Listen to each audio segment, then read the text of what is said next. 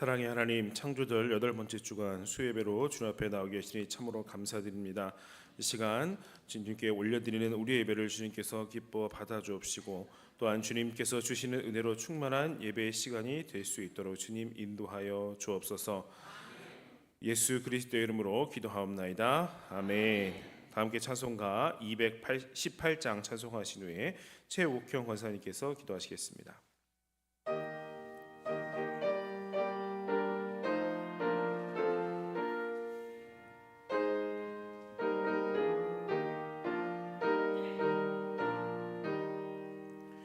내 맘과 정성을 다하여서 주 너의 사랑하라.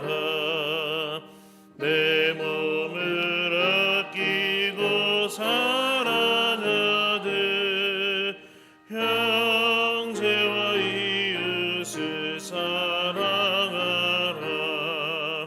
주께서 우리에게 명하시니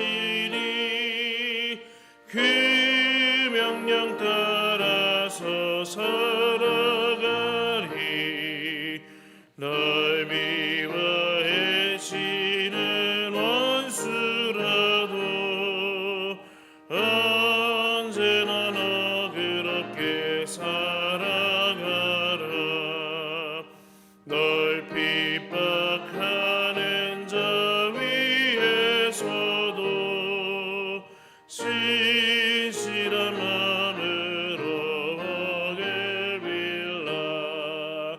주께서 우리에게 명하시니 그 명령 따라서 살아가리.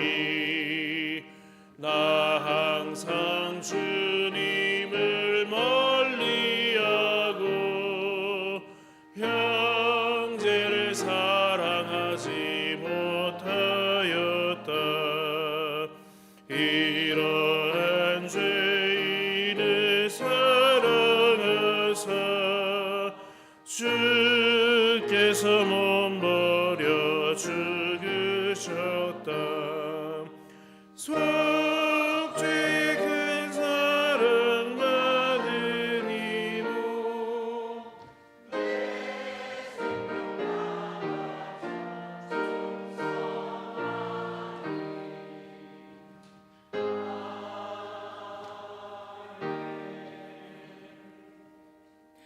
인간의 생사복을 주관하시며 역사의 주인이 되시는 하나님 아버지께 영광과 찬송을 올립니다. 저희는 연약하여 세상을 살면서 하나님을 떠나 살았으나 이 시간 수요 예배로 모아주심에 감사드리며 예배를 통하여 세상에서 지은 모든 죄와 허물을 예수 그리스도의 보혈로 씻어주심을 믿습니다. 지난 여름은 참으로 길고 길었습니다. 이제 가을을 맞아 곡식이 익어 우리 식탁을 풍요롭게 함을 기억합니다. 우리가 겪는 고난은 주님께서 주시는 축복임을 압니다. 비오고 바람 불고 덥고 추워도 우리가 범사에 감사할 수 있음은 그 안에 숨어있는 주님의 은혜가 우리에게 향하고 있음을 알기 때문입니다. 이 시간 하나님께 드리는 예배를 기억하며 이 자리에 모인 우리들과 여러 형태로 이 예배에 동참하는 이들이 은혜를 받게 하시고 이 예배를 기억하는 교우들을 기억하셔서 하나님의 사랑이 가정과 사업과 건강에 함께해 주시옵소서. 이 시간 세계는 지금 기후와 환경에 더하여 인간들의 전쟁과 강기에 찬 인간들로 힘들고 어려운 시간을 보내고 있습니다. 어려움이 있는 이들이 위로받을 수 있도록 도와주시고 그들이 받는 고통 속에서라도 감사할 수 있는 마음을 주시옵소서. 비도 오고 눈도 오고 바람이 부는 것처럼 우리가 살면서 경제적으로 어려울 때도, 병들어 몸이 아플 때에도, 실패와 좌절로 힘들고 어려울 때에도 더욱 하나님께 매달리게 하소서. 비도 오지 않고 눈도 내리지 않는 땅은 생명이 살 수 없는 사막임을 우리는 알고 있습니다. 우리 인생에도 눈비가 내리고 비바람이 칠 때 우리가 감사해야 하는 이유는 우리 인생이 황무지가 아닌 옥토임을 기억하기 때문입니다. 세상을 살면서 비바람이 몰아치는 것처럼 삶이 우리를 힘들게 할 때도 살면서 마주치는 인생의 고난이 우리에게 축복의 통로임을 기억하고 감사하며 이겨내도록 도와주시옵소서. 우리 중앙교회가 100주년을 지나며 주님께서 지켜주시는 은혜를 기억하여 100주년 기념교회를 머나먼 이국 땅에 세우고 헌당식을 앞두고 있습니다. 주님께서 이 100주년 기념교회를 기억해 주시고 100주년 기념교회를 세우기까지 기도와 헌신으로 준비해 주신 우리 교우들의 기도와 헌신을 기억해 주시옵소서. 우리 교회가 뿌린 작은 밀알에서 싹이 나와 우상의 나라 태국에서 큰 은혜와 축복의 교회가 되기를 소망합니다. 또한 헌당식을 위하여 먼 길을 다녀올 목사님과 장로님들과 교우들과 동행해 주시기를 기도합니다. 저희가 어려움 겪지 않고 승리하는 삶을 살도록 도와주셔서 이 땅에서 저희가 누리는 삶을 통하여 이웃에게 하나님을 믿는 자의 모습을 보여주므로 하나님의 증인으로 전도자의 삶을 살도록 도와주시옵소서. 어렵고 힘든 생활 가운데서도 주님을 더욱 사랑하기를 원하며 주님의 몸된 교회를 위하여 애쓰는 모든 교우들을 기억하시고 맡은 바 일들을 기쁨으로 감당하여 하나님 나라를 이룬 일에 감사함으로 동참하게 하여 주시옵소서. 오늘 주님의 귀한 말씀을 증거하실 목사님을 성령으로 충만케 하셔서 말씀을 통하여 오늘 밤도 주님의 영광을 드러내시옵고 목사님께서 이 땅에서 하나님 나라의 일을 위하여 주님과 동행하는 삶으로 믿는 자의 본으로 살게 도와주시옵소서. 오늘 이 예배를 온전히 주님께서 인도해 주실 줄 믿으며 예수 그리스도의 이름으로 기도드립니다. 아멘.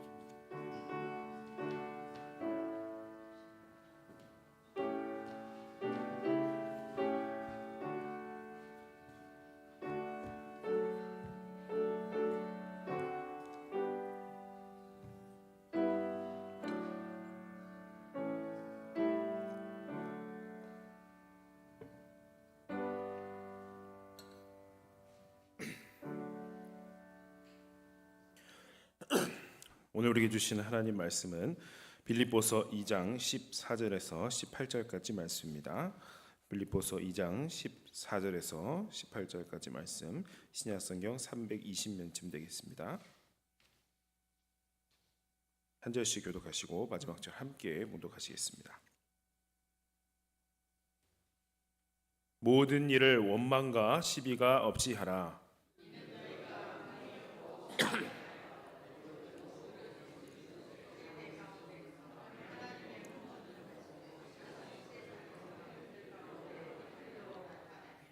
생명의 말씀을 밝혀 나의 다름질이 헛되지 아니하고 수고도 헛되지 아니하므로 그리스도의 날에 내가 자랑할 것이 있게 하려 함이라.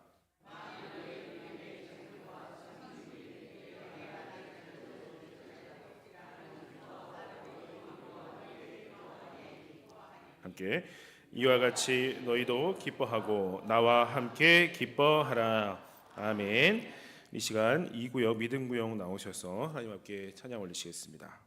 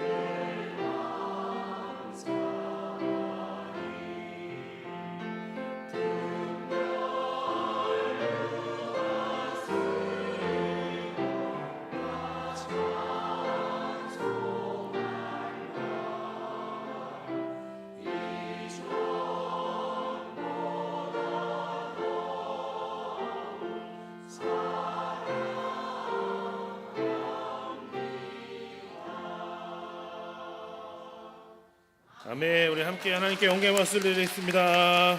아멘. 네, 우리 이 구역 믿음 구역이 주를 믿는 믿음이 더욱 성장하셔서 믿음의 본이 되시는 구역이 되시기를 축원합니다. 할렐루야. 네, 함께 인사하시겠습니다. 3일 만에 만나니 반갑습니다. 반갑습니다. 반갑습니다. 은혜 받읍시다. 은혜 받읍시다. 아멘. 오늘도 예배 가운데 나오신 여러분들 주님의 이름으로 환영하고요. 오늘도 주시는 말씀 가운데 여러분 은혜 받으시고 또 힘을 얻으시는 귀한 시간 되시기를 축원합니다. 자, 지난 시간에는요, 그리스도처럼 나아지고 우리가 좀 더 복종하는 삶에 대해서 첫 번째로 어떤 걸 얘기했냐면 두렵고 떨림으로 구원을 이룰 삶을 나눴습니다. 오늘 말씀은 모든 일을 원망과 시비가 없이 하라라는 말씀입니다. 우리의 삶에서 우리가 어떤지 한번 돌아보시면 별것 아닌 거에 또 흥분하고 원망하고 시비 거는 모습들이 없었으면 좋은데 이런 것이 있다면 우리가 이것이 없도록 해야 한다라는 것입니다. 오늘 말씀을 통해서 우리 교회에는 원망과 시비가 떠나가시고 대신 모든 성도들이 다른 지체들을 섬기는 그 일에 집중하시고 또 우리 교회가 섬김의 정신이 살아있는 건강한 공동체로 세워질 수 있기를 주님의 이름으로 축원합니다. 자, 오늘 말씀해 보니까 모든 일을 원망과 시비가 없이 하라고 말씀하고 있습니다. 원망이라는 말은 불평을 품고 수군거리는 것을 말하고요. 시비라는 것은 의심을 품고 소동이나 논쟁을 벌이는 것을 말하는 것입니다. 모든 일에 불평이 없어야 하고 또 모든 일에 우리가 의심이 없어야 한다라는 말씀입니다. 불평하는 마음과 믿어주지 않는 그러한 마음이 있을 때에 온전히 복종하는 삶을 살아갈 수가 없다라는 것입니다. 모든 일을 원망과 시비가 없이 하라라는 것은요, 우리가 두 가지 측면에서 한번 볼 수가 있겠는데요. 먼저는 하나님께 원망과 시비가 없어야 한다는 것이고, 다음은 사람과의 관계 속에서 원망과 시비가 없어야 한다는 것입니다. 자, 여러분은 하나님께 혹시 막 원망하시거나 또 시비를 걸어보신 적이 있으십니까?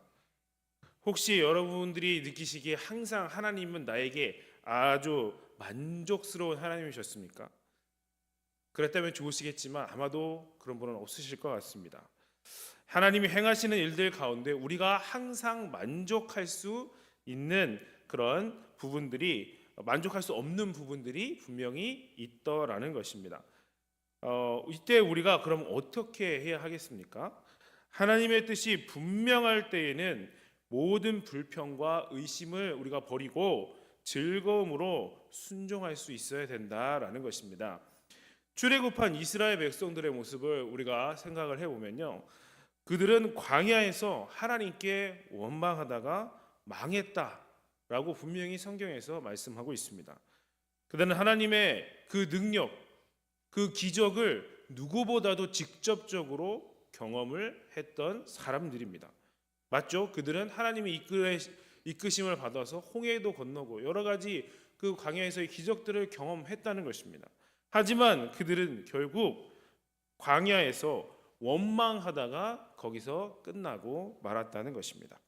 그들의 가장 결정적인 실수는 무엇이냐면 과정이라는 것이 있는데 그 과정을 참지 못했다는 것입니다.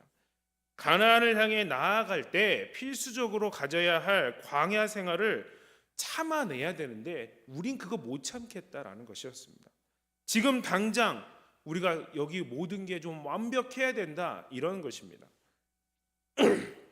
그런 것이 이렇게 우리가 완벽해야지만이 하나님이 지금 역사하고 계신 것이다 이렇게 생각을 한 것입니다. 지금 당장 모든 문제가 해결돼야만 하나님이 함께 하신다 생각한다는 것인데요. 그래서 하나님의 때라는 것을 기다릴 줄 알아야 되는데 그것을 기다리지 못했다는 것입니다. 이처럼 하나님의 때를 기다리지 못하는 사람은 원망과 불평에 사로잡혀서 살아갈 수밖에 없는 것입니다. 하나님의 때에 하나님의 방법으로 주시는 것이 가장 확실한 것임을 여러분 믿으시기를 바랍니다. 그래서 모든 불평과 우리가 원망을 다 버리고 온전히 주님만을 신뢰하면서 믿음으로 굳게 서실 수 있는 여러분 되시기를 먼저 축원합니다. 두 번째로 우리 사람과 사이의 관계에서 시비가 없어야, 원망과 시비가 없이 살아가야 한다는 것입니다. 교회 공동체 안에서 서로를 원망하거나 시비를 거는 일이 없어야 한다는 말씀이죠. 우리는 서로를 기다려 줄 수 있어야 하고요, 신뢰하고 믿어줄 수 있어야 하는 것입니다. 대부분 공동체 안에서 원망이나 시비가 일어나는 이유는 서로를 경쟁 상대로 보기 때문에 그렇게 된다는 것입니다. 여러분, 우리의 경쟁 상대는요, 교회 공동체 안에 있는 우리 성도들이 아니라는 것입니다. 제발 우리 성도님들을 서로 경쟁하시는 그런 상대로 보시지 말기 바랍니다. 우리의 경쟁 상대는 어디겠습니까? 이 세상에 나가서 우리가 하는 것입니다. 우리는 세상과 민족과 열방과 싸워서 이기기 위해서 오늘도 우리가 준비하고 또 훈련도 받고 말씀 듣고 하는 것입니다. 그렇게 지금 우리 옆에 있는 분들과 경쟁해서 이기기 위해서 존재하는 분들이 아니라는 것입니다. 지금 우리 옆에 있는 분들은 경쟁하는 것이 아니라 서로 합력해야 할 분들입니다. 내 옆에 형제 자매를 진정한 동역자로 우리가 생각하고 그렇게 서로 협력하고 합력해 나가야 된다는 것입니다. 그러기 위해서 가장 먼저 바꿔야 할 것이 있습니다. 그것은 바로 우리가 하는 말입니다. 말을 바꿔야 됩니다. 성도들의 협력 관계를 무너뜨리는 가장 강력한 주범이 바로 우리가 거룩하지 못한 말을 할 때 그렇게 된다는 것입니다. 우리의 말이 주님의 사랑의 말로 가득 찰 수 있기를 바랍니다. 오늘 말씀에 이 모든 일을 원망과 시비가 없이 하라라고 말씀하고 있습니다. 하나님께서 우리의 발걸음을 인도해 주실 것이라는 확신을 가지고 우리가 원망과 시비를 버리실 수 있기를 바랍니다. 성도들을 진정한 우리 동역자로 알고 또 그들과 온전히 협력하기 위해서 원망과 그 시비를 다 버리시기를 바랍니다. 그래서 우리 교회가 원망과 시비가 없는 그러한 아름다운 공동체가 되어서 하나님의 기쁨이 되는 교회가 될 수 있기를 주님의 이름으로 축원합니다. 자, 이렇게 원망과 시비가 없어야 되는 이제 목적에 대해서 말씀을 하게 되는데 15절에서 그렇게 말씀하는데 그것은 교회가 흠이 없고 순전한 공동체가 되기 위해서라는 것입니다.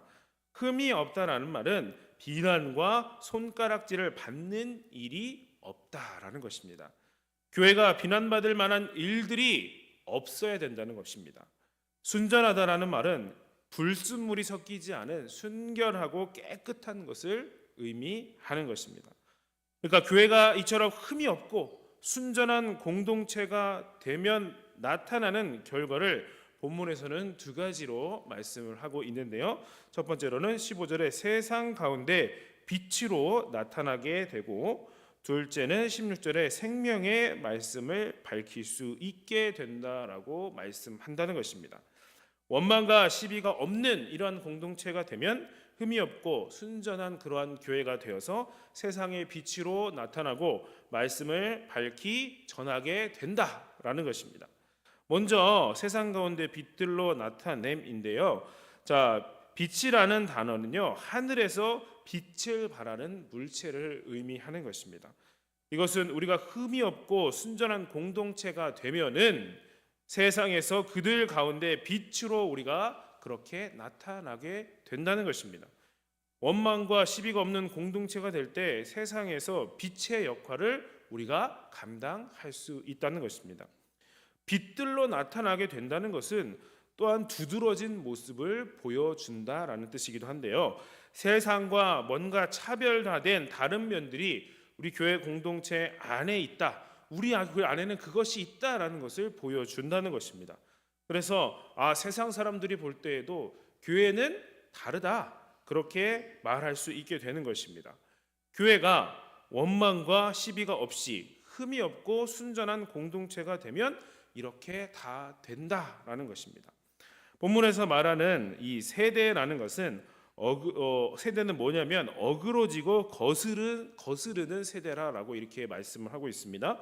어그러진다라는 것은 바른 길에서 벗어나서 이게 구부러지고 다 뒤틀린 것, 이런 것을 의미하는 것이고요.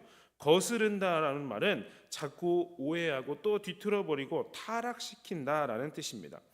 세대라는 말은 시대라는 의미인데, 어그러지고 거스르는 세대란 자기도 뒤틀려 있을 뿐만 아니라 남도 그렇게 뒤틀어버리는 그러한 세대를 말한다라는 것입니다.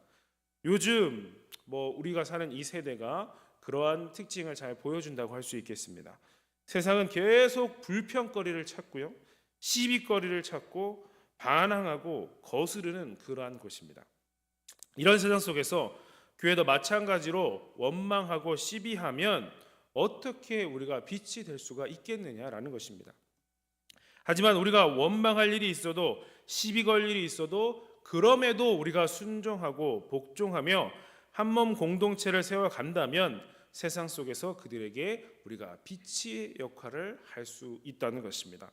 중요한 것은 우리끼리 그럭저럭 괜찮은 그러한 공동체 적당하면 되지 않느냐가 그런 게 아닙니다.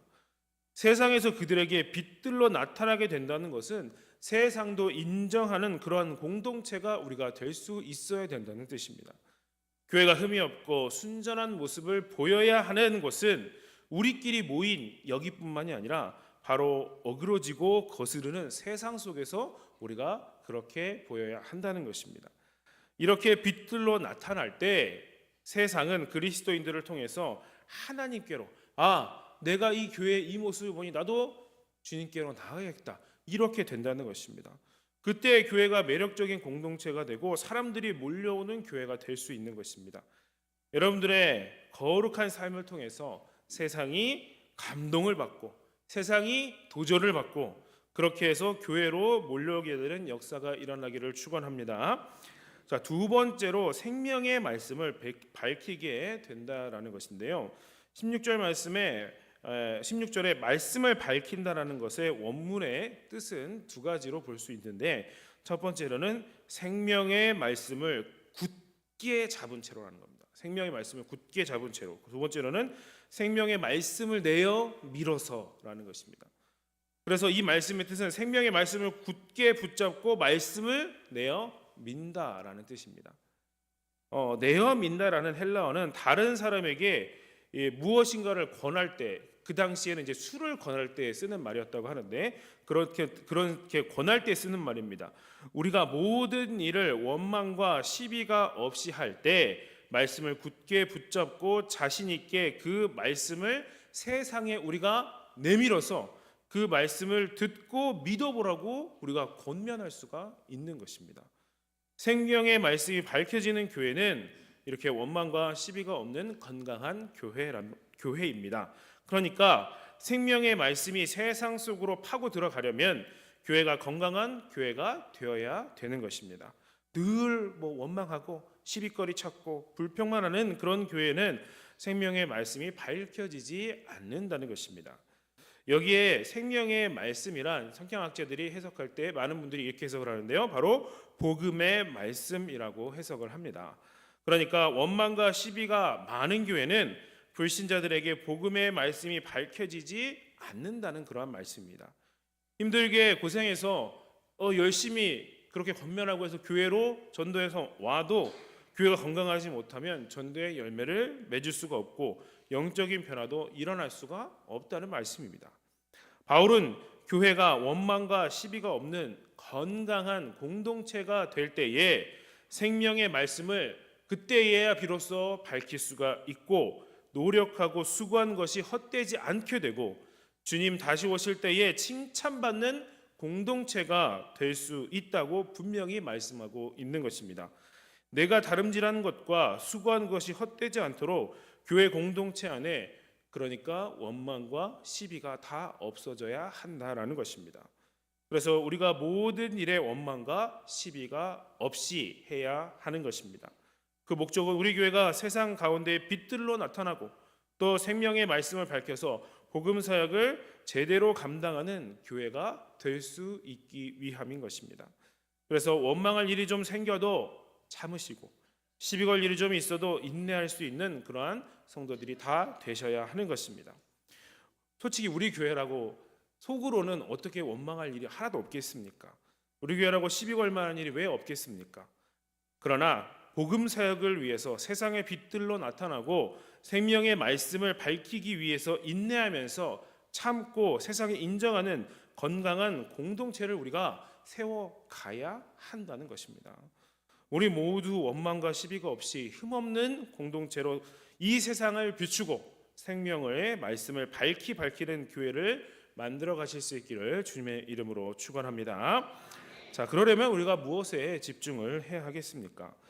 이제 바울은 원망과 시비를 버리는 대신 17절 말씀에 너희 믿음의 재물과 섬김 위에 내가 나를 전제로 드리는 일에 집중하겠다고 말씀을 합니다.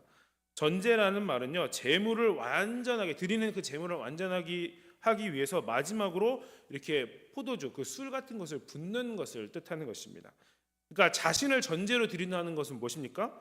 여기에 내가 피를 흘려 죽음의 길을 걸어가겠다라는 것입니다. 그래서 이 부분을요, 세번역 말씀으로 보면 이렇게 말씀하고 있습니다. 여러분의 믿음의 제사와 예배에 나의 피를 붓는 일이 있을지라도 나는 기뻐하고 여러분 모두와 함께 기뻐하겠습니다 라는 것입니다. 바울 사도가 이렇게 얘기하는 것입니다. 빌립보 성도들을 위해서 내가 믿음의 제물이 되고 섬김의 삶을 살아야 한다면 그 위에 내 피를 쏟아 부어야 하는 일일지라도 있더라도 기꺼이 그렇게 하겠다는 것입니다. 그러니까 이 일은 내 목숨을 걸 정도로 아주 중요하다는 것입니다. 빌립보 교회를 원망과 시비가 많은 공동체가 아니라 믿음의 재물과 봉사가 많은 공동체로 그 세우는 일에 나는 집중하고 최선을 다하겠다는 것입니다.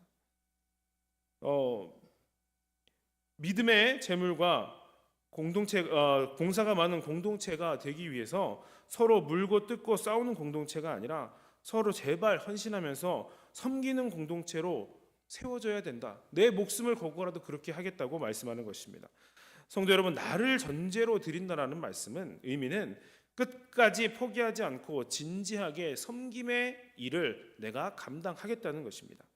만약 우리가 정말 섬기는 일에 나를 전제로 내가 나를 그렇게 드린다면 이러한 변화의 역사가 분명히 일어날 것입니다. 하나님의 기적이 일어나고 치유의 역사가 일어나고 회복의 역사가 분명히 일어날 것입니다. 이러한 역사가 일어날 때 그럴 때 교회가 행복해지는 것입니다. 17절 말씀에 나는 기뻐하고 너희 무리와 함께 기뻐하리니라고 말씀합니다. 이것은 바울이 섬김의 기쁨 무엇인지 내가 알고 있다는 것입니다. 섬기는 자가 누리는 행복을 경험하고 내가 지금 경험하고 있다는 것입니다. 힘들지 않기 때문에 행복한 것이 아니라 비록 힘들지만 행복한 열매가 많이 맺혀질 것이기 때문에 나는 그럼에도 기뻐한다는 것입니다. 바울이 누렸던 기쁨은 끝까지 섬기는 자만 누릴 수 있는 그러한 기쁨입니다. 아무리 힘든 고통이 뒤따른다고 하더라도 섬김의 열매를 바라보며 누리는 기쁨이라는 것입니다. 아무리 큰 희생이 요구된다고 하더라도 빌립보 성도들이 온전한 믿음으로 그렇게 성장을 하는 것에 내가 쓰임 받는 것이라면 그러면 나는 기뻐하고 또 기뻐할 수 있다는 말씀입니다. 여러분도 이러한 기쁨으로 충만하실 수 있기를 바랍니다. 그리스도인은요, 구원받는 믿음으로 만족하면서 살아서는 안 되는 것입니다. 구원받은 우리는 하나님께서 나를 통해서 이루고자 하시는 것에 대한 기대감을 가지고 살아가야 하는 것입니다.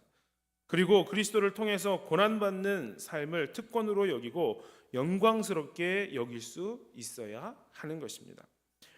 마지막으로 18절 말씀인데요. 이와 같이 너희도 기뻐하고 나와 함께 기뻐하라 라고 말씀을 합니다.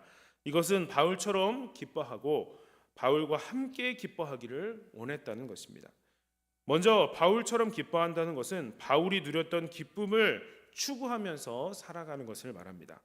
그것은 나의 섬김과 헌신을 통해서 다른 사람들이 온전한 예배자로 세워지고 온전한 섬김의 사람으로 세워지는 것을 보는 기쁨을 추구한다라는 것입니다. 너희들도 이러한 기쁨을 내가 이렇게 기쁨을 누리고 있는데 너희도 이런 기쁨을 누릴 수 있기를 바란다는 것입니다. 바울은 이런 기쁨을 누리고 있었고 또 이런 기쁨을 누리라고 권면하고 있습니다. 성도 여러분, 우리가 가져야 할 정신이 바로 이러한 정신일 것입니다. 지극한 정성으로 남을 섬겨서 그 사람이 온전히 주님의 제자로 세워지도록 돕는 일에 집중하는 그러한 그 사람이 온전한 주님의 제자로 세워지도록 돕는 일에 집중하는 우리 교회가 되는 것입니다. 복음의 빛을 밝혀서 그들을 그리스도의 사람으로 변화시킬 뿐만 아니라 그들을 온전한 예배자로 온전한 섬김의 사람으로 세우기 위해서 지극정성으로 그렇게 우리가 섬기는 것입니다. 이와 같이 너희도 기뻐하고 나와 같이 기뻐하라. 우리 모두 바울이 추구했던 그 기쁨을 추구하면서 살아갈 수 있기를 바랍니다. 나의 섬김을 통해서 한 영혼이 구원받고 주님의 제자로 세워지고 그들도 섬김의 자리로 다시 나아가서 다른 사람들을 섬기는 그 모습을 여러분들이 보이게 되셨을 때 하나님이 주시는 기쁨과 감격과 보람을 경험하시게 될 것입니다. 우리 교회가 이러한 기쁨을 추구하는 교회가 되고 또 우리 구역이 이런 기쁨을 경험하는 교회가 될 수 있기를 바랍니다. 이런 일을 하면서 열매가 잘 보이지 않아 낙심되는 일도 혹 있을 것입니다. 아무리 섬겨도 조금 더 변화되지 않는 사람들을 보면 이제는 좀 그만 포기할까 하는 생각이 들 수도 있습니다.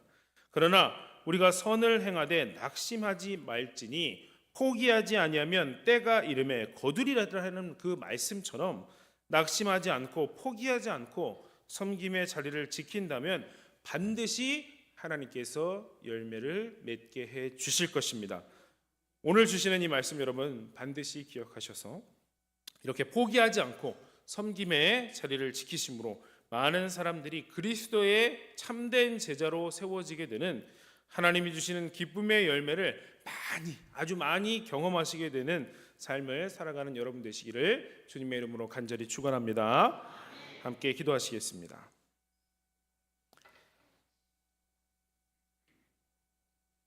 사랑의 아버지 하나님, 은혜와 사랑을 참으로 감사드립니다. 지난 3일도 우리를 지켜주시고 오늘도 주의 말씀을 함께 나누게 하심을 감사드립니다. 하나님, 오늘 말씀은 모든 일을 원망과 시비가 없이 하라고 말씀하셨습니다. 원망과 시비로 가득한 것이 아니라 다른 지체들을 섬기는 삶에 나를 전제로 드릴 수 있는 믿음을 우리에게 허락하여 주옵소서.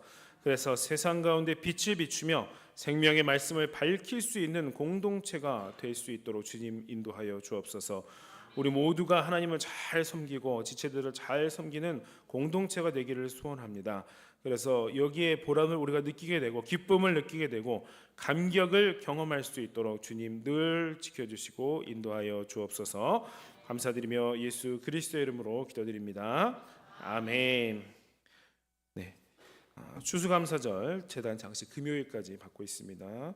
여러분들 많은 참여 부탁드리고요. 우리 고3 수험생들을 위해서 기도해 주시기 바랍니다. 김호권, 이시은, 허근혁, 장혜진, 김채연 학생 시험 준비하고 있습니다. 여러분들 함께 꼭 기도해 주시길 바랍니다. 다 함께 찬송가 220장 함께 찬송하시겠습니다.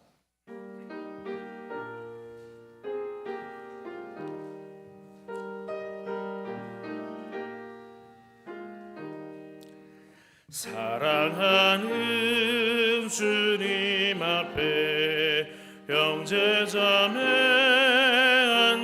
한자리에 계시는 애 생각하며 즐거운 찬송 부르네. 내 주 예수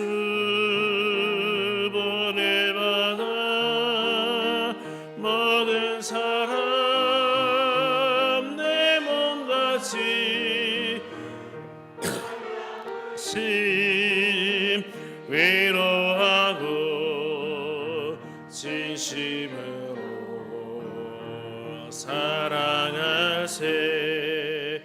사랑하는 주님 앞에 온갖 충성 다 바쳐서 괴로우나 즐거우나 주님만 힘써 섬기네. 우리 주님 거룩한 손 제자들의 발을 씻어 남 섬기는 종의 도를 몸소 행해 보이셨네. 사랑하는 주님 예수 같은 주로 섬기나니 한 피바다 한 몸 이룬 형제여 친구들이여 한 몸같이 친밀하고 마음으로 하나 되어 우리 주님 크신 뜻을 지성으로 준행하세. 주 기도만 하심으로 수예배 마치겠습니다. 하늘에 계신 우리 아버지여, 이름이 거룩히 여김을 받으시오며 나라가 임하옵시며 뜻이 하늘에서 이루어진 것 같이 땅에서도 이루어지이다. 오늘 우리에게 일용할 양식을 주옵시고 우리가 우리에게 죄 지은 자를 사하여 준 것 같이 우리 죄를 사하여 주옵시고 우리를 시험에 들게 하지 마옵시고 다만 악에서 구하옵소서. 때에 나라와 권세와 영광이 아버지께 영원히 있사옵나이다. 아멘.